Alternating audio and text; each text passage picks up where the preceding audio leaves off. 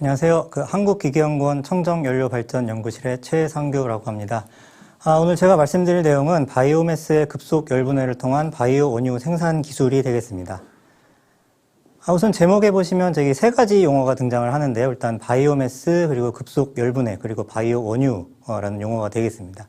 그 바이오매스라고 하면은 저희가 흔히 생각할 수 있는 나무나 풀, 씨앗, 열매 이런 것들과 같이 자연으로부터 얻을 수 있는 여러 가지 생물 자원을 뜻하고요.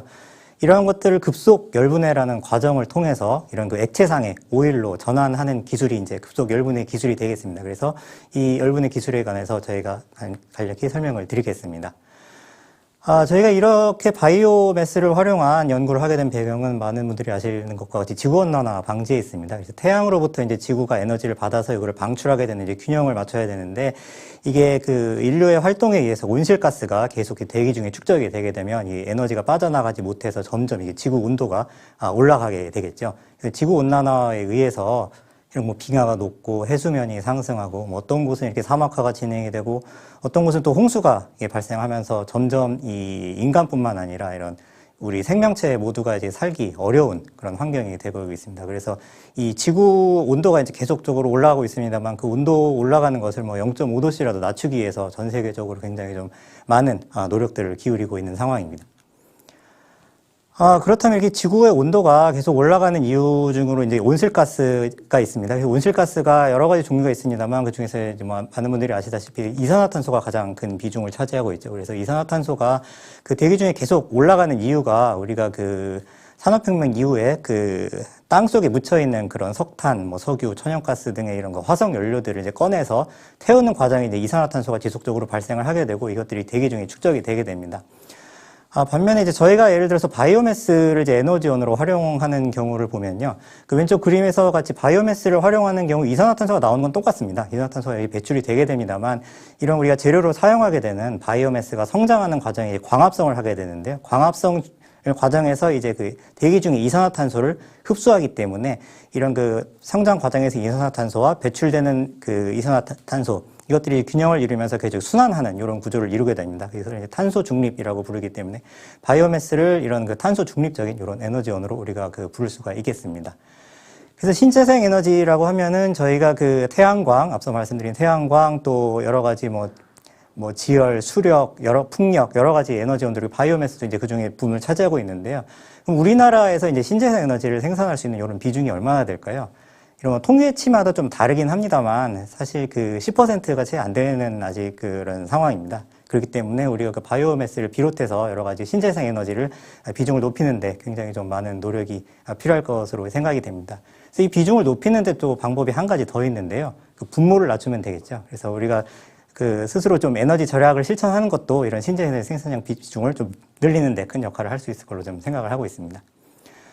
그렇다면 이 바이오매스를 우리가 활용할 수 있는 방법으로는 여러 가지 방법이 있습니다. 그래서 가장 간단한 방법으로는 저희가 직접 연소를 해서 이제 열을 얻는 방법이 있겠죠. 우리가 예전에 나무 장작을 떼서 요리를 하거나 이런 난방을 하는 것도 일종의 바이오매스 에너지를 활용하는 방법이 되겠습니다. 최근에는 이런 화력발전소에서도 이런 석탄과 이런 바이오매스를 이제 혼합해서 이런 발전을 하고 있는 이런 형태로 전기를 생산하고도 있습니다. 또 다른 방법으로는 저희가 이렇게 밑에 표에서 볼 수 있듯이 그런 열화학적 방법이라든가 생화학적 방법, 이런 전환 기술을 이용해서 이런 액체나 기체 연료를 만드는 방법이 있습니다. 그래서, 제가 이번에 발표드릴 내용은 이런 열화학적인 방법인 열분해를 이용해서 액체 연료를 생산하는 이런 방법이 되겠습니다. 그래서 바이오매스 하면은 앞에 설명드린 바와 같이 흔히들 나무를 많이 떠올리실 수가 있죠. 나무가 이제 좋은 바이오매스입니다. 근데 우리나라 같은 경우도 나무가 많죠. 근데 문제가 있습니다. 대부분 다 산에 있죠. 그렇기 때문에 우리가 바이오매스를 에너지로 이용하기 위해서는 굉장히 좀 많은 양의 나무를 높은 산에 올라가서 다 캐서 가지고 내려와야 됩니다.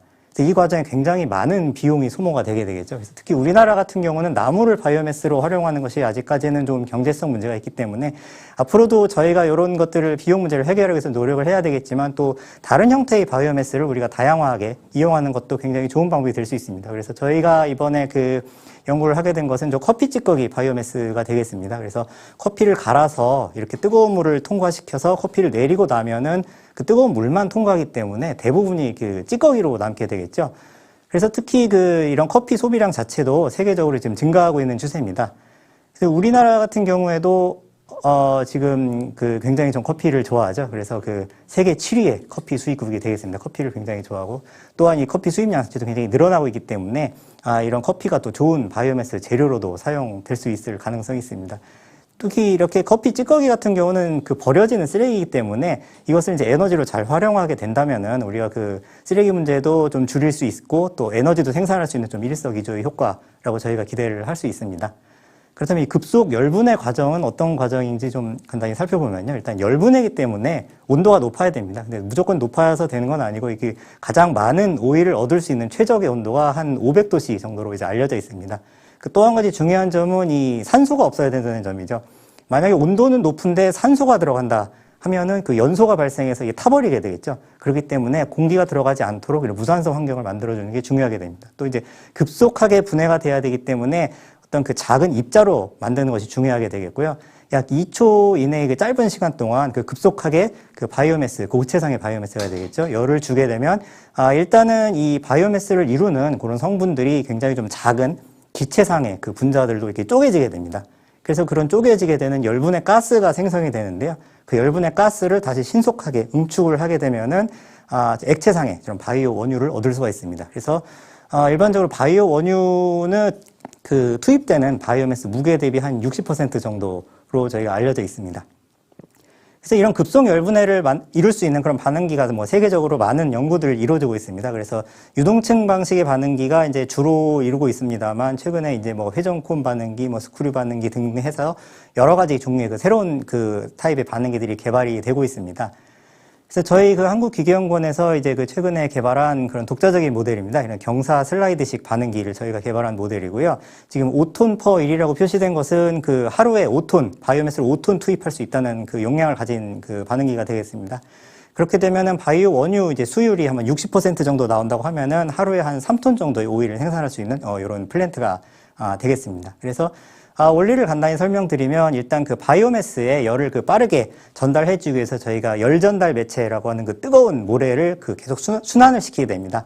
계속 이렇게 순환을 시키면서 이렇게 미끄럼틀처럼 생긴 경사진 반응기 상단에 그런 커피 찌꺼기를 투입을 하게 되면은 뜨거운 모래와 접촉하면서 내려가서 열분해가 발생하고 발생된 이제 열분의 가스를 빼내서 이런 응축기에서 응축을 시켜서 이제 바이오 원유를 얻게 됩니다. 그래서 열분해 되면서 다 열분해 가스로 되는 건 아니고 약간 이제 고체상의 잔류물이 남게 되는데 그것들을 이제 연소실에서 태워서 다시 열원으로 활용하는 이런 효율을 높이는 이런 방식의 반응기가 되겠습니다.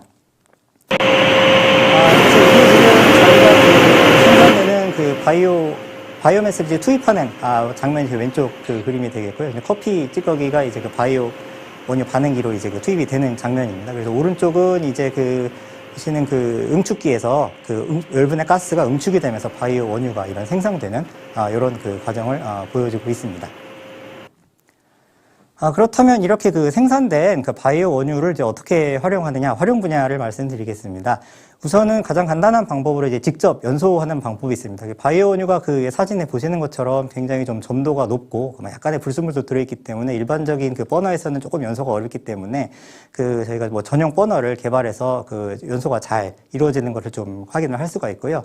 또 다른 방식으로는 이렇게 화학적인 정제를 통하면은 이런 가솔린이나 디젤 등의 그런 자동차 연료로 활용할 수가 있습니다. 그래서 오른쪽 사진에서 보시는 것처럼 저희가 한국에너지기술연구원이나 한국화학연구원과 이런 융합 연구를 통해서 이런 업그레이딩 정제 과정을 통해서 직접 자동차 연료로 사용할 수 있는 연료를 개발한 것이고요. 그래서 이런 자동차 주행 시험까지 이제 수행을 한 결과 이런 엔진 출력이라든가 연비, 배출가스 등에서 전혀 이제 문제가 없는 것을 확인을 했습니다. 그리고 또 한 가지 다른 방식으로 이제 업그레이드를 하게 되면은 저희가 생활에서 활용할 수 있는 여러 가지 화학 원료, 화학 제품들의 원료로도 사용을 될 수 있기 때문에 여러 가지 이런 활용 분야가 있을 수가 있게 되겠습니다. 그래서 이런 바이오매스를 이용한 이런 바이오 에너지 이외에도 여러 가지 화학 원료 등등 이용할 수 있는 여러 가지 활용 분야에 대해서 우리가 꾸준히 연구를 하고 잘 활용 분야를 넓혀 나간다면은 앞으로 석유 자원을 대체할 수 있는 그런 훌륭한 자원이 될 걸로 저희가 기대를 할 수 있습니다. 이상 마치겠습니다. 네, 감사합니다.